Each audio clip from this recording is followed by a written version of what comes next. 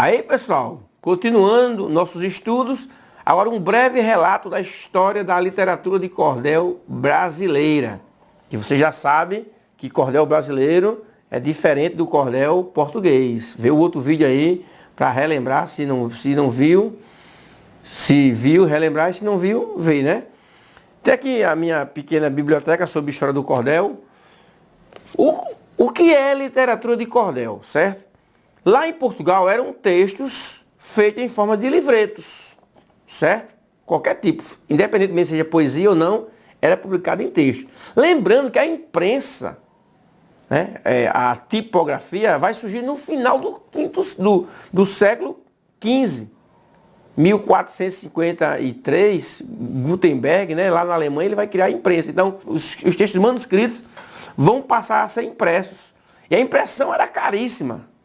Para a gente ter uma comparação, uma Bíblia impressa no início do século XVI, na época das grandes navegações, custava um salário de um empregado de um ano.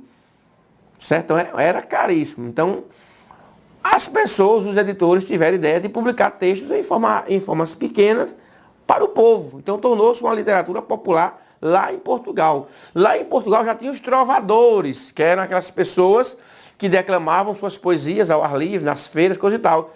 Os trovadores também utilizaram essa maneira de publicar seus textos em cordel, lá em Portugal, certo? Mas lembrando, lá em Portugal, tudo que se produzia nesses formatos pequenos era chamado de literatura de cordel. Na Espanha eram os pliegos soltos. Ou literatura de comportagem lá na Inglaterra e na Alemanha.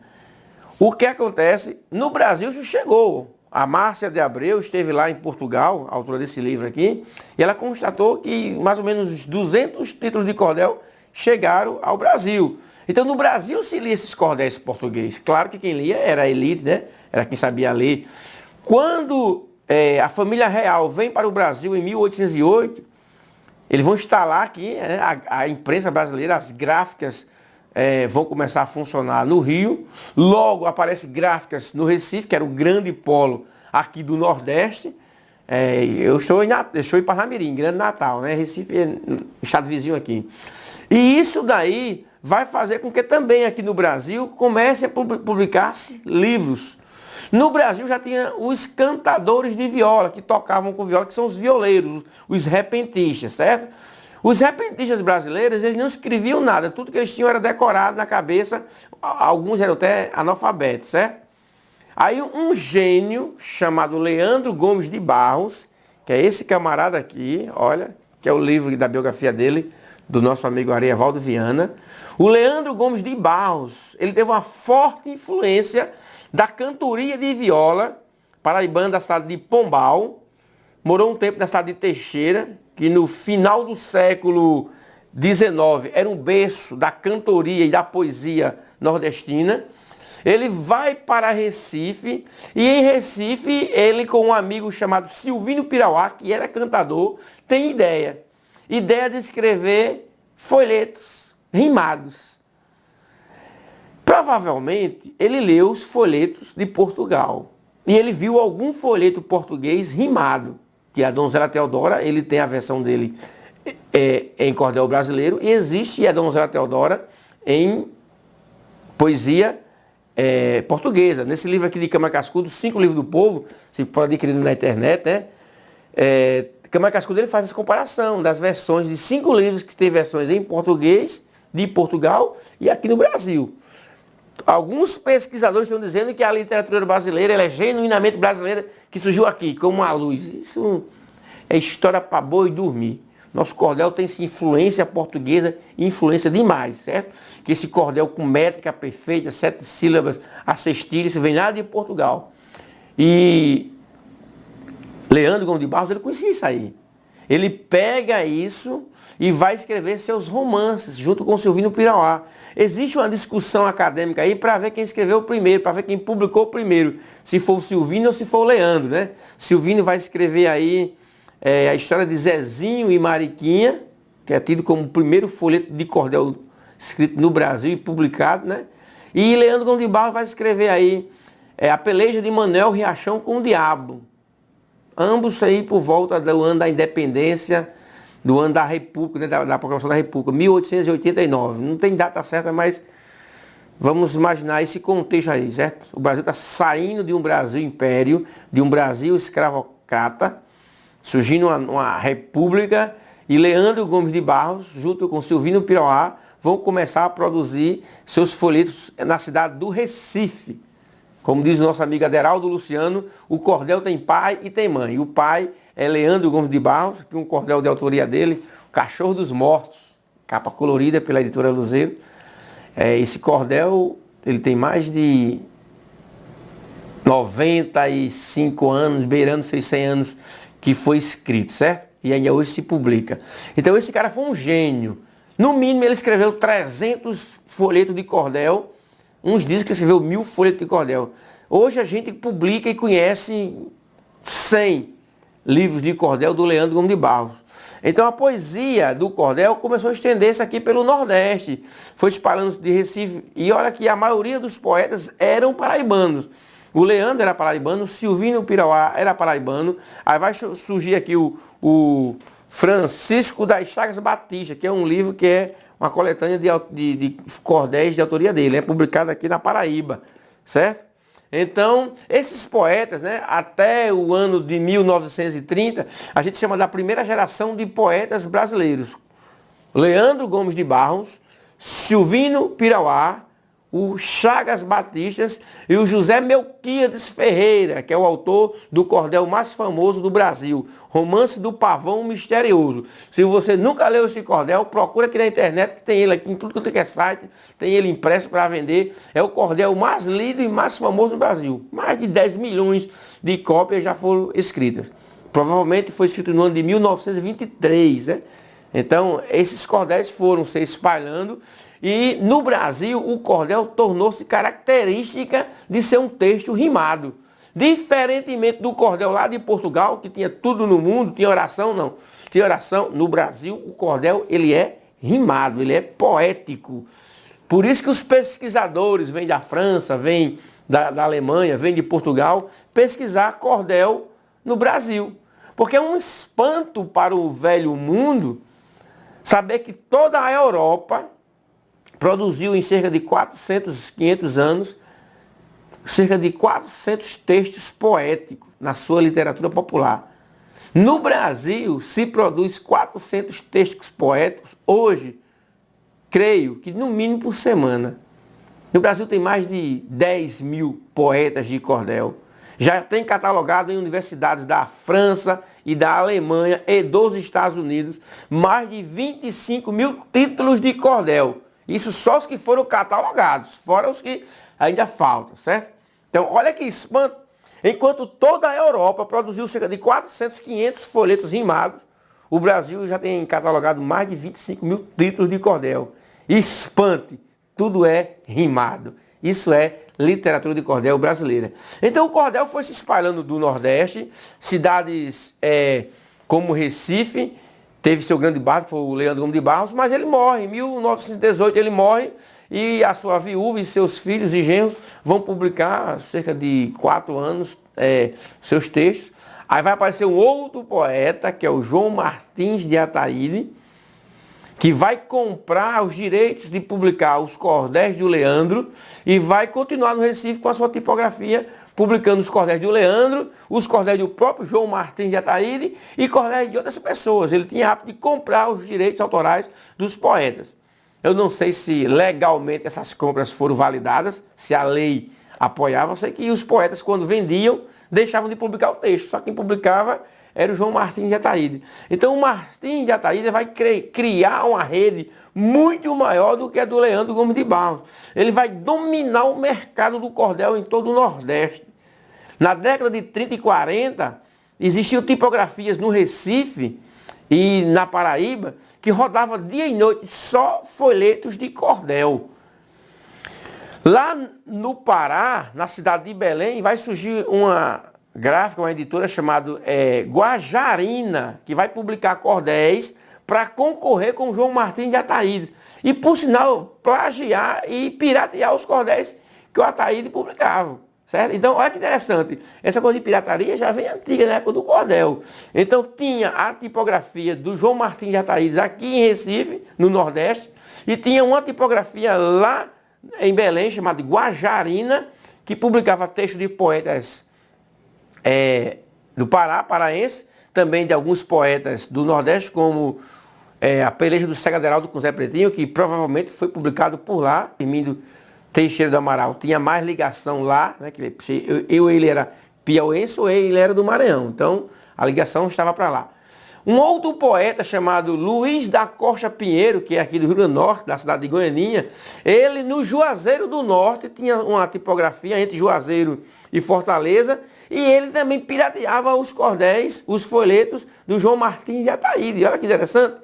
E lembrando que eles não chamavam isso aqui de literatura de cordel. Esse nome só vem chegar a ser conhecido no nosso folheto final dos anos 60 e início dos anos 70. Então, eles não conheciam isso aqui como literatura de cordel, certo? Eu tenho aqui um livreto da editora Luzeiro, tá velhinho aqui, ó. Olha, o comprador de barulho, de 1973. Nesse livreto, em canto nenhum a editora diz que isso aqui é cordel. Em 73. Mas essa própria editora, ela vai render ao nome cordel e vai chegar um tempo que ela vai começar a publicar seus textos, ela mesma dizendo que isso é literatura de cordel, certo? Para você ver como o nome vai pegando aos poucos na década de 70. Então a editora Luzeiro, que publica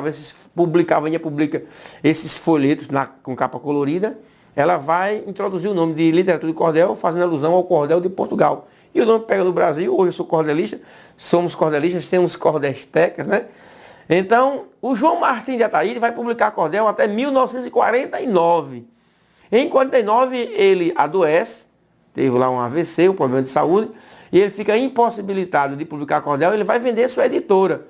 Vai vender para um cara chamado José Bernardo da Silva, que não era poeta, o Martins era poeta.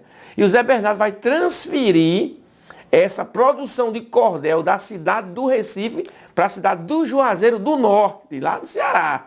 Então olha que o polo de cordel vai saindo de Recife e vai para Juazeiro. Só que ele vai continuar publicando os cordéis que o Martins de Ataíde já publicava, certo? E poetas independentes vão vender seus cordéis, publicar em todo o Brasil. Só que a partir de 49 o cordel começa a cair a sua produção, porque o rádio já vai surgindo no Brasil, algumas casas já têm TV, né? Os novos meios de comunicação, como o jornal, vai começando, chegando nas cidades do interior. Tanto que a tipografia lá do Pará, a Guajarina, vai fechar no final da década de 40. Mas mesmo assim o Zé Bernardo continua publicando seus cordéis. Em 1972, 73, ele falece, ele morre. Mas quando ele morre, a produção da própria gráfica dele, que era a Gráfica São Francisco, já estava entrando em declínio. As filhas assumem o comando da gráfica e começam a vender seus cordéis. Eu tenho aqui cordéis aqui na minha coletânea com o nome Edição das Filhas de Zé Bernardo. Olha aqui, ó. História do Papagaio Misterioso, do grande poeta potiguar Luiz da Costa Pinheiro. Olha aí, tipografia São Francisco. Dá um zoom aqui nos nomes dos revendedores no Brasil. Olha, tinha revendedor no Mercado de Ferro, lá em Belém, no Mercado São José, em Recife, aqui em Natal, na Avenida 9, que é a Coronel Estevão, certo? E aqui tem, dizendo aqui, olha, propriedades filhas de Zé Bernardo. Tá bem apagadinho, bem fraquinho, certo? Então as filhas do Zé Bernardo vão continuar publicando, só que uns 3, 4 anos depois a gráfica fecha, né? Declara falência, e essa gráfica vai ser vendida para o governo do estado do Ceará e passa-se um tempão sem publicarem esses cordéis clássicos. Aí chega os anos 80 e o cordel continua em declínio e muitos pesquisadores vão declarar a morte do cordel. Vão dizer que assim como o cordel na Europa desapareceu, ele também desapareceria aqui no Nordeste. Ia deixar de existir no Brasil, assim como deixou de existir lá em Portugal. Mas eu ainda alcancei, no final dos anos 80, pessoas vendendo e cantando cordel nas feiras. 88, acho que foi o último ano que eu vi alguém cantar cordel na feira. E o cordel foi caindo em desuso, aí chegou a internet, A TV já estava popularizada. Com o advento da internet, e aí pronto, a gente achava que ia ser uma cacetada definitiva para o cordel brasileiro desaparecer. Mas a internet faz surgir uma nova geração de amantes do cordel. E vai ressurgir o cordel brasileiro. Então, a partir dos anos 90, os poetas vão se ligar pelas redes sociais, vão começar a se conhecer, novas editoras de cordel vão surgir, certo? Aí vou citar aqui o nome das principais editoras de cordel que temos hoje no mercado. A Tupinanquim Editora em Fortaleza, né? O dono dela é o Clécio Viana. Publica os cordéis de poetas cearenses do Brasil todo e publica os clássicos. Temos o Museu do Cordel, do grande poeta Abraão Batista. Olha, Abraão Batista, com todo esse tempo, ele nunca parou de produzir cordel. Nesse livro aqui, escrito no ano que eu nasci, vou revelar a minha idade, foi publicado aqui em Natal, em 1997, e já cita Abraão Batista, certo? Como cordelista. Eu acho que desses poetas que esse livro cita, é um dos poucos que ainda é vivo e nunca parou de produzir cordel, certo? Grande mestre Abraão Batista, de Juazeiro do Norte, com sua tipografia chamada Museu do Cordel. Na cidade do Recife temos lá a Coqueiros, que é uma editora que publica cordel também, certo? Temos no interior do Pernambuco a gráfica do J. Borges. A família Borges é famosa pelas suas xilogravuras e também tem uma tipografia lá que publica cordel. Aqui no Rio Grande do Norte temos duas grandes editoras. A Queima-Bucha, do amigo Gustavo Luz, na cidade de Mossoró, cidade que botou Lampião para correr. E temos aqui em Parnamirim, aqui onde estamos gravando o nosso estúdio, a Svá Editora, a maior publicadora de cordel do planeta. Aqui é o nosso estúdio, pessoal, que é a minha cozinha, né? Minha garrafa de café está bem aqui, agora tomei um golezinho de café. Minha esposa está ali atrás, silêncio total com o outro meu filho. Aqui o cameraman é o Gabriel Costa, certo? Então, nós temos uma gráfica aqui, produzimos cordel na minha editora. Por sinal, esse meu livro aqui, o Chico Catatal, Catatal, e Jacó Jasmin, olha aqui, os cordéis publicados pela minha editora. Peleja de Isaías com o Rosto do Rinaré, A Ignorância do Seu Lunga, Planeta Terra Pede Socorro, entre outros, certo? Então, somos também uma editora de cordel. No Rio de Janeiro temos a ABLC, Academia Brasileira de Cordel, que o Gonçalo Ferreira toma conta. Ele também publica os clássicos e cordéis da galera lá do Rio de Janeiro, certo?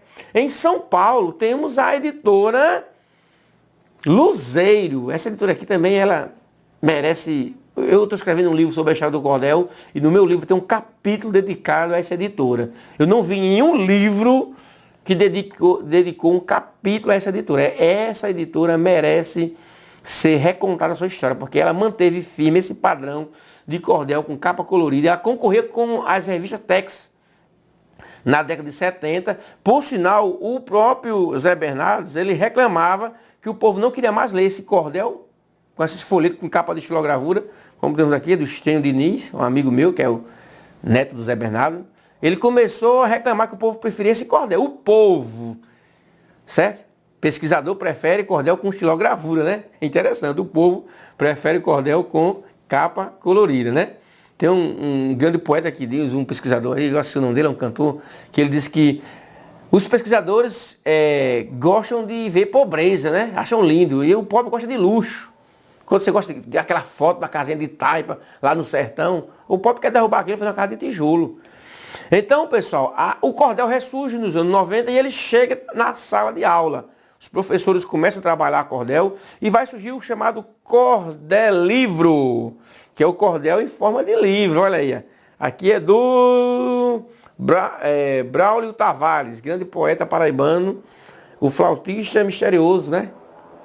Olha, é um conto universal recontado em cordel. Temos outro aqui é uma antologia de... Não, esse aqui não. Temos esses meus, vou citar mais uma vez, Jacó e Jasmin, e outros. Então, o cordel agora, ele chegou na sala de aula, o cordel pegou. Tem pessoas que criticam o cordel em forma de livro. Gente, cordel é poesia, certo? Quer saber mais sobre a história do cordel? Entra aqui no meu site, cordeldobrasil.com.br. Lá tem 3 textos sobre o cordel. Tem um de minha autoria, que é 7 mitos sobre o cordel. Tem um texto do Arievaldo Viana.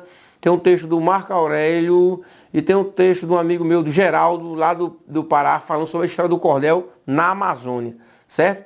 Então, pessoal, é isso aí. Dá like, se inscreve no canal, compartilha os vídeos. Você que é professor, aprenda mais a história do cordel. Você que é secretário de cultura, secretário de educação aí do seu município, do seu estado, me convida para eu ir lá dar uma palestra e explicar, ensinar o que é cordel. Porque muito professor está ensinando cordel de maneira errônea. E isso é prejudicial à educação brasileira e à nossa verdadeira e genuína literatura de cordel. Então convida a gente aí que a gente vai, entra no meu site, manda um e-mail lá, olha, a gente quer ver você aqui na nossa escola tal, principalmente essas escolas particulares do eixo Brasília, São Paulo, para ter uma visão correta do que é cordel, ensinar cordel, que criança aprende. Eu tenho alunos de 9, 10 anos, no 4º ano, que todo ano eu trabalho com eles cordel, e eles aprendem a fazer cordel, aprendem a identificar um verdadeiro cordel. Então é isso aí, pessoal. Valeu, um abraço.